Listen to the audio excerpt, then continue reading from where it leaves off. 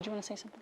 Yeah, I just think that it's a really great program. I think that if you have a Best Buddies chapter at your school, I definitely encourage you to get involved with that. I think that every high school in the country should have a Best Buddies chapter because, as I said, the kids are just benefiting so much from it, and it really does make a positive impact. So, and the whole thing has just blossomed into this wonderful national program. You've got 300 now, over 300 chapters? About 5 years ago, we had just under 100 chapters, and we're just getting close to 300. So wow. And we get calls, once a week. New schools want to come on board. Obviously, we have to manage our growth because there's costs associated with it. So, so we're trying to manage that and continue to serve the community. The bottom line is there's a lot of parents out there that have a son or daughter at home with no friends.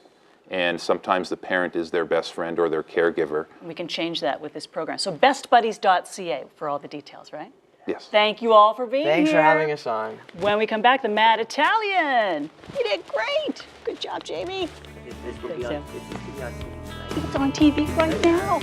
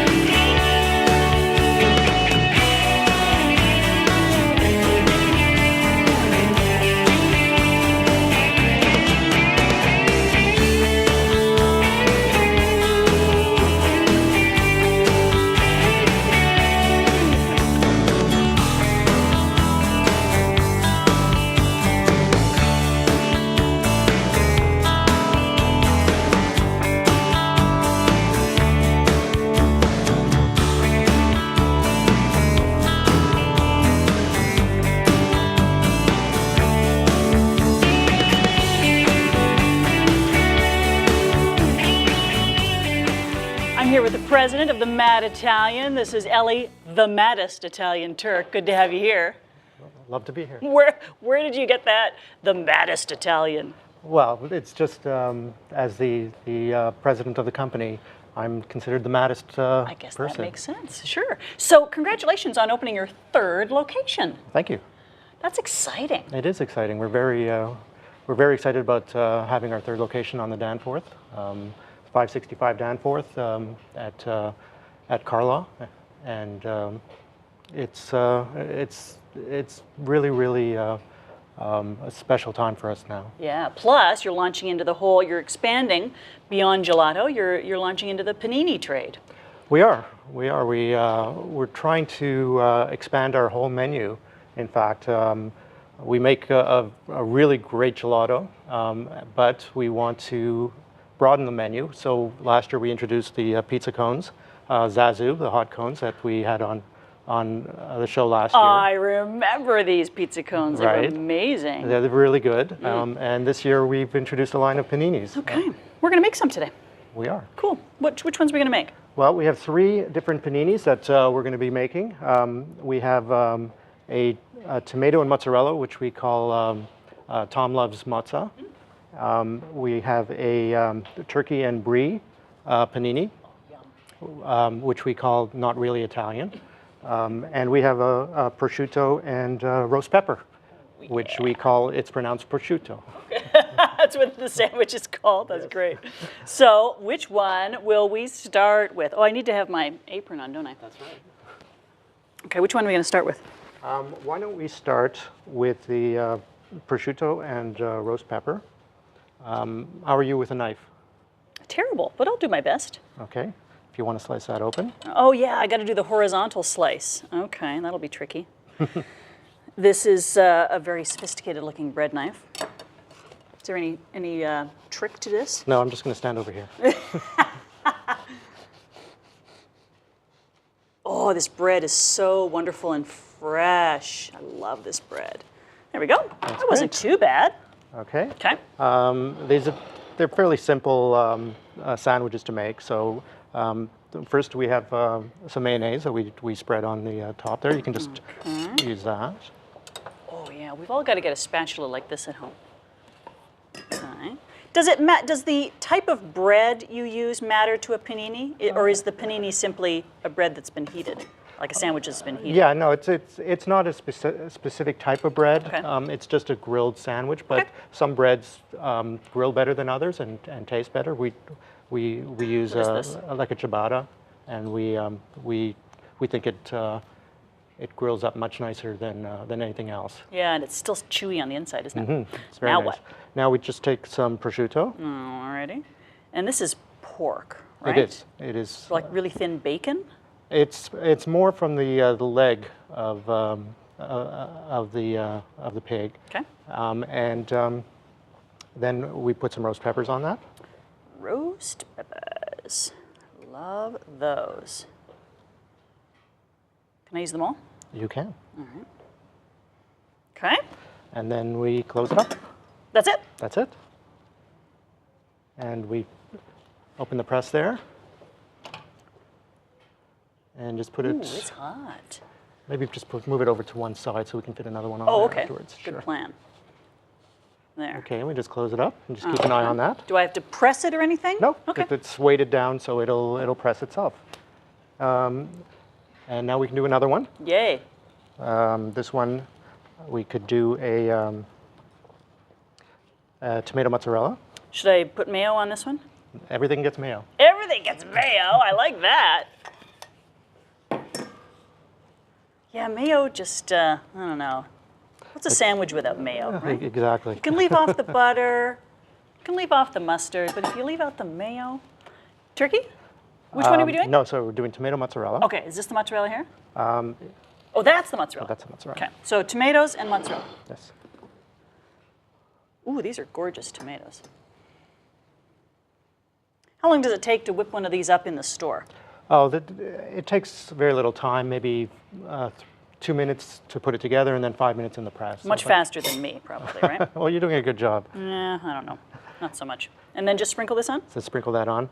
Now, this sandwich is fashioned after sort of like a caprese salad sandwich. So we have the tomatoes, we have the mozzarella, and then we would sprinkle some olive oil and basil. Here we just have some basil infused olive oil, if you just want to put a little bit of that on there. Oh, that's fantastic. Oops, how much? Just a touch more. There you go. Okay. And a little bit of salt. Actually, not sure this one's ready to go yet, but actually let's forget the salt. Okay, that's right. We're watching our sodium. That's right. And that goes on there as well. Oh, look at that one. Look how flat it is already. It doesn't take that long. It takes about 4 or 5 minutes just to crispen on the outside and gets hot and melted on the inside. Oh, I can't wait. And then you've got some gelato in the freezer, right? We do. Yeah. We do. Okay, so our last panini is the turkey brie. Turkey That brie. sounds fantastic. This one is probably our best seller. People really, really love the brie and the turkey together. It's a rich sandwich, but it's really tasty. Okay, turkey first. Turkey first. Dun, dun, dun. So the turkey's nice and low fat, and then you completely ruin that with the brie. Of course. Oh, and there's the brie there. Yeah. Okay.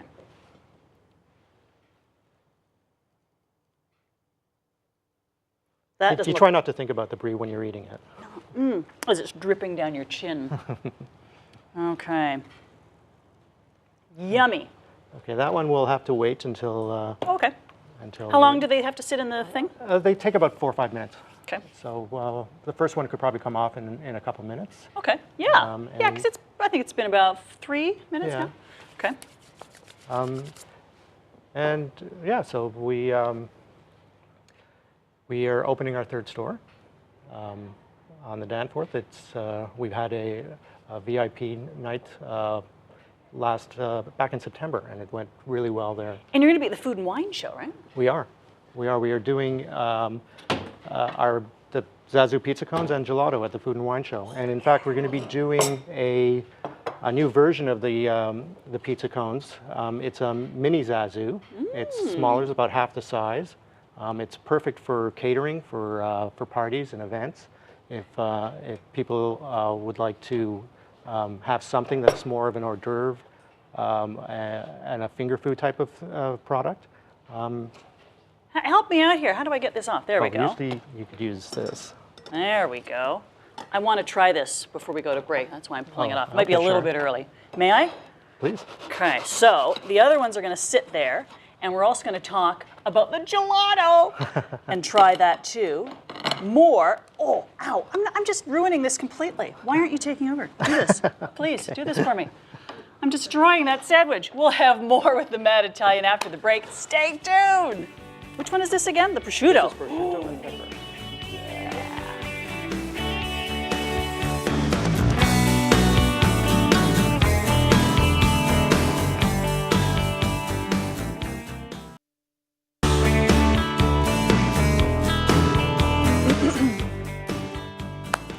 We're back with the president from the Mad Italian, Eli, the maddest Italian Turk. Yes. Good to have you here, Eli. So you've just pulled off this is the tomato and mozzarella. That's right.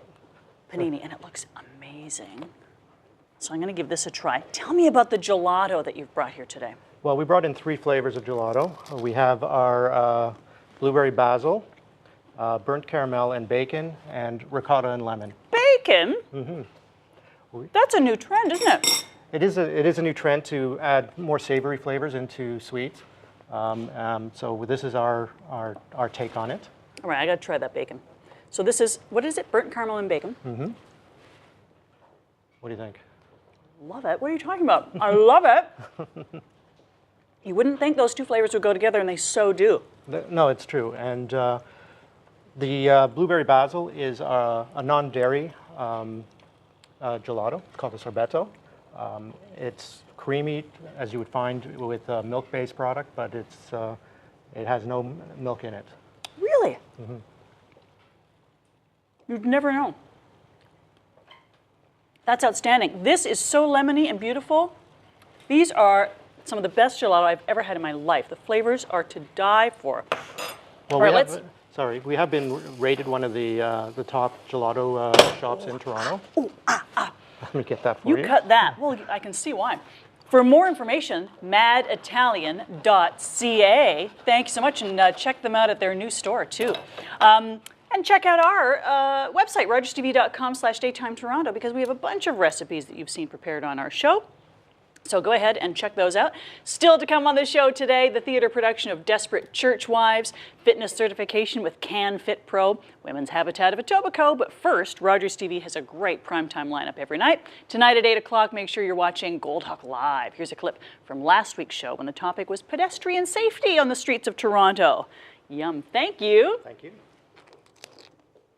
In keeping pedestrians safe as well, don't you think? Yeah, well, definitely. Distracted pedestrians is a big issue for us. We've put out a couple of public service announcements, basically trying to highlight the issues that people are having, and that there are situations they're putting themselves in where they can be possibly hurt or even possibly killed. And people have to understand that right now, you make a decision to use that device. No real repercussion when you're sitting in your living room. Yeah. But you make a decision to use that device when you're crossing the street.